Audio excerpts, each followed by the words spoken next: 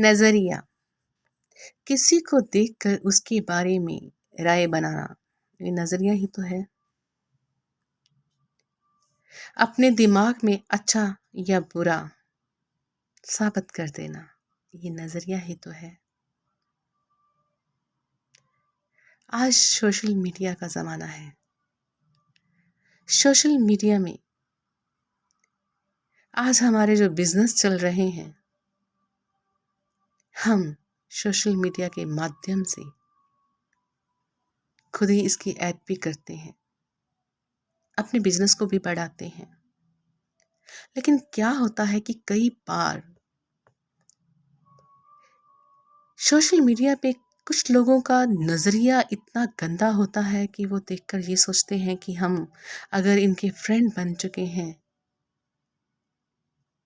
तो हम इनको गंदे मैसेज या गंदी वीडियो डाल सकते हैं। होता है ना, ये कई बार कई लोगों के साथ हुआ है। लेकिन क्या करना है, उनके नज़रिए के उल्ट अपने नज़रिए को देखना है कि अगर कीचड़ में वट्टा मारेंगे तो जो गंदगी है अपने ऊपर उछलेगी। हमें मैसेज नहीं करना, चुपचाप उसको ब्लॉक कर देना है। ये अनपढ़ता होती है। नजरिया जो होता है, जरूरी नहीं कि बहुत पढ़े लिखे लोगों का नजरिया ही बहुत अच्छा होता है। अनपढ़ता उसे नहीं कहते जो स्कूल में नहीं गया। अनपढ़ता उसे कहते हैं जो दिमाग से अनपढ़ हो, जिसके विचार गवारों जैसे हो। नजरिया। अब किसी का बच्चा अगर किसी चीज से डरता हो,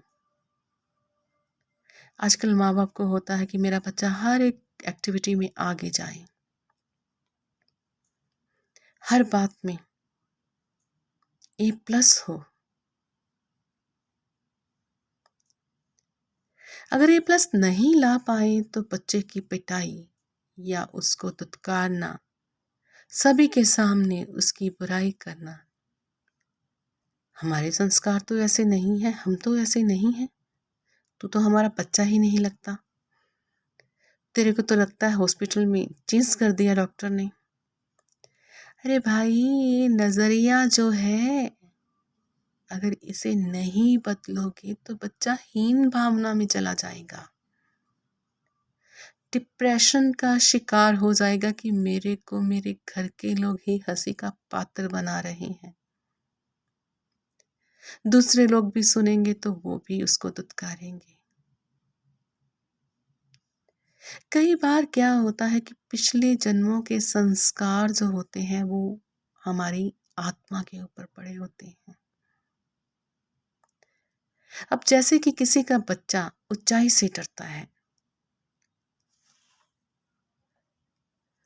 हो सकता है कि पिछले जन्म में पहाड़ की चोटी से गिरने के कारण उसकी मृत्यु हो गई हो, और पहाड़ से गिरते वक्त जो उसकी आत्मा ने पीड़ा सहन की हो, डर उसकी आत्मा ने जो सहन किया हो मरने का, वो डर अगले जन्म में भी उसके साथ उसके संस्कार बनकर साथ ही जन्म लिया हो। उस पीड़ा ने भी करना तो ये होता है कि माँ बाप एप्रिशिएट करें कि बेटा मत डरो, किसी भी बात से तुम आगे जाओगे। कोई बात नहीं, इस बार नंबर कम आए हैं, इस बार अगर A+ नहीं ला पाए तो कोई बात नहीं, अगली बार और मेहनत करना, हम तुम्हारा साथ देंगे। तुम्हें ऊंचाई से डर लगता है ना, फिक्र मत करो, मैंने तुम्हारा हाथ जोर से पकड़ा हुआ है, गिरने नहीं दूंगा मैं तुम्हें। ये बातें बच्चे को और मजबूत कर देती है। लेकिन जब हम धुतकारते रहते हैं खुद ही, आजकल देखा जाए तो बच्चे डिप्रेशन का शिकार हो रहे हैं। ठीक है, उन्हें समझाना भी पड़ता है, कई बार डांटना भी, प्यार भी, लेकिन इतना भी नहीं कि बच्चा हाथ से ही निकल जाए। क्योंकि वो पहला ज़माना नहीं रहा जब डंडे की पिटाई के साथ माँ बाप बच्चों को समझाते थे। वो ज़माना अलग था, आज नहीं। प्यार का डंडा जो होता है ना, उसकी जो चोट होती है ना, वो बहुत गहरी लगती है। और वो चोट मरहम की तरह होती है। हमें वो डंडा लेना है।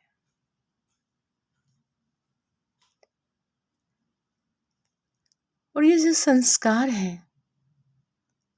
ये तो जैसे एक कपड़ा उतारते हैं दूसरा पहनते हैं, जैसे कि पहले भी बात हुई थी, कस्ट्यूम चेंज करते हैं हम। पता नहीं कितने जन्मों के संस्कार हमारे साथ जुड़े होते हैं, जो कि हमारे इस जन्म के ऊपर हावी होते हैं।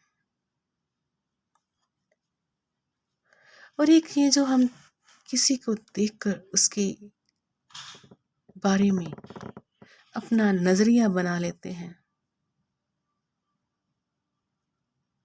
तो ये मैं आपको कहानी सुनाती हूँ कि एक बार एक सेठ की बहू रानी नहा रही होती है तालाब में। ये बहुत पहले की बात है। 3 यात्री वहां से गुजरते हैं। उनको बहुत प्यास लगी होती है। तो बहू रानी सोचती है कि मैं इसको पानी कैसे इनको पिलाऊं। वो पूछती है कि आप कौन हैं? तो वो कहते हैं कि हम यात्री हैं। तो बहू रानी कहती है कि यात्री तो 2 तरह के होते हैं, आप कौन से यात्री हो? तो जो पहले वाला होता है वो चुप हो जाता है। दूसरा कहता है कि हम तो अनपढ़ हैं। तो बहू रानी बोलती है कि अनपढ़ भी 2 तरह के होते हैं। आप कौन से अनपढ़ गवार हो? तो तीसरे वाला कहता है कि हम तो मूर्ख हैं। तो बहू रानी फिर से कहती है कि आप कौन से मूर्ख हो? 2 तरह के मूर्ख होते हैं। तो वो तीनों यात्री आगे चले जाते हैं।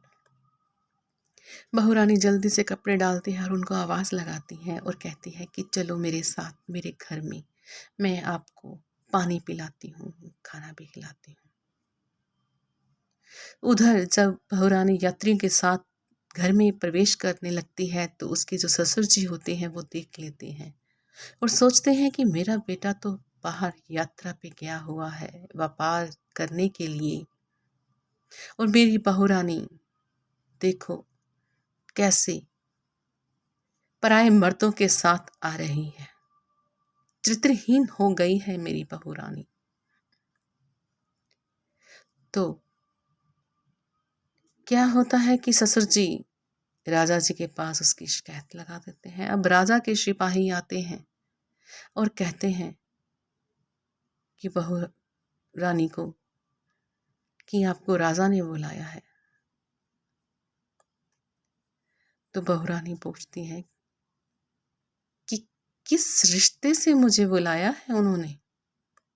सिपाही जाकर राजा को पूछते हैं कि वो तो ऐसे ही कह रही है, अब क्या बोले हम। तो राजा कहता है कि बहुत बड़े सेठ की बहू है तो हमारी भी बहू हुई, बोलो बहू रानी की रिश्ते से हमने बुलाया है। अब बहू रानी वहां जाती है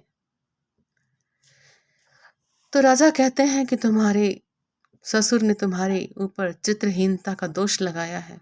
तो बहू रानी कहती है कि आप मुझे बताएं कि किसी को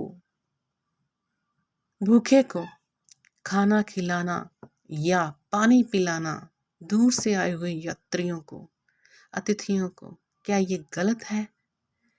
क्या ये हमारे राज्य में शोभा देता है कि कोई बाहर से आया और उसने पानी मांगा और हम ना दें?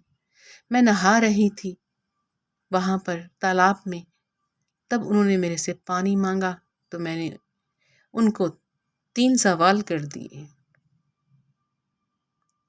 तो राजा बोले, वो 3 सवाल कौन से थे? तो बहू रानी बोली, मैं ऐसे नहीं बताऊंगी आपको। राजा उत्सुक हो गया और बोला कि नहीं, तुम बताओ। तो बहू रानी बोली कि अगर आप इतनी उत्सुकता दिखा रहे हो तो पहले मुझे वचन दो कि जो भी मैं कहूंगी उसके लिए आप मुझे सजा नहीं दोगे। तो राजा जल्दी से कहता है कि ठीक है। बहू रानी कहती है कि मैं आपको तभी बताऊंगी जब आप मेरे को आधा राज्य देंगे। राजा सोचता है कि पता नहीं इसने ऐसा क्या पूछ लिया, उसके मन में और उत्सुकता जाग जाती है। तुरंत कह देता है कि हाँ, दिया तुम्हें, अब बताओ। तो बहू रानी कहती है कि मैंने पहले से पूछा कि तुम यात्री कौन से हो, 2 तरह के होते हैं। तो राजा बोला, इसका उत्तर क्या है? तो बहू रानी ने कहा कि इसका उत्तर है, 2 तरह के यात्री इस दुनिया में सूरज और चंद्रमा है, जो दिन रात चलते रहते हैं। सूरज दिन को अपनी रोशनी देता है और चंद्रमा रात को शीतल छाया देता है, शीतल चांदनी देता है। और एक यात्री वो होते हैं जो संसारिक यात्रा करके चले जाते हैं।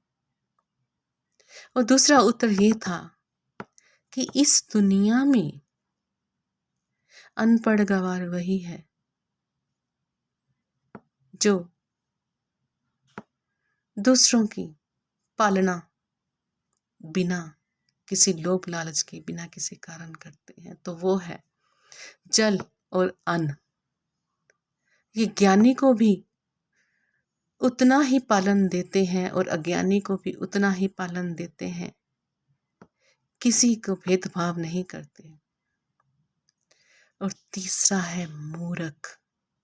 मूर्ख भी 2 तरह के होते हैं और उनमें से एक मूर्ख वो होता है जो कि अपने घर की इज्जत को बाहर जाकर उछालता है। जैसे कि मेरे ससुर, मेरे को उन्होंने देखा और मेरे को अपने नजरिए में चित्रहीन साबित कर दिया। होता तो ये कि आप मेरे से पूछते कि बेटा ये कौन है। उन्होंने मेरे से कुछ भी नहीं पूछा और तुरंत मेरे बारे में राय बना ली और आपके सामने मेरा दोष प्रकट कर दिया, पूरी दुनिया में मुझे बदनाम कर दिया। अपने घर की इज्जत को आप भी नीलाम कर दिया। राजा कहता है कि दूसरा मूर्ख? तो बहू रानी कहती है कि दूसरे मूर्ख आप हो, जो बिना सोचे समझे वचन दे दिया। आपके पास मुकदमा आया, आपने उसकी जांच नहीं करवाई और जब मैंने आपको बताया कि मैंने प्रश्न किए तो बिना सोचे समझे आपने मेरे को वचन भी दे दिया, आधा राज्य भी दे दिया। राजा तो ऐसे नहीं होते, तो क्या नहीं होते हैं, हर बात को समझते हैं, सोच समझ कर कदम उठाते हैं। बिना सोचे समझे आपने मेरे को इस राज्य की रानी भी बना दिया। अब आप मेरे को कोई सजा भी नहीं दे सकते। आपकी आधे सिपाही मेरे हैं, आधा राज्य मेरा है। तो ये था नजरिया। अब अपने नजरिए में बहू रानी ने कैसा सोचा समझा और कैसा राजे ने सोचा समझा, कैसे उसके ससुर ने सोचा, अलग अलग नजरियों में फर्क क्या था कि बहू रानी ने अपने ऊंचे नजरिए की वजह से अपने आप को एक राज्य की रानी भी बना ली। तो अगर आपको मेरी कहानियाँ अच्छी लगती हैं तो आप मेरी कहानियों को लाइक और शेयर ज़रूर कीजिएगा। जिन लोगों ने अभी तक मेरे चैनल को सब्सक्राइब नहीं किया वो मेरे चैनल को सब्सक्राइब भी कीजिए। हम फिर मिलेंगे एक नई कहानी के साथ। ओके।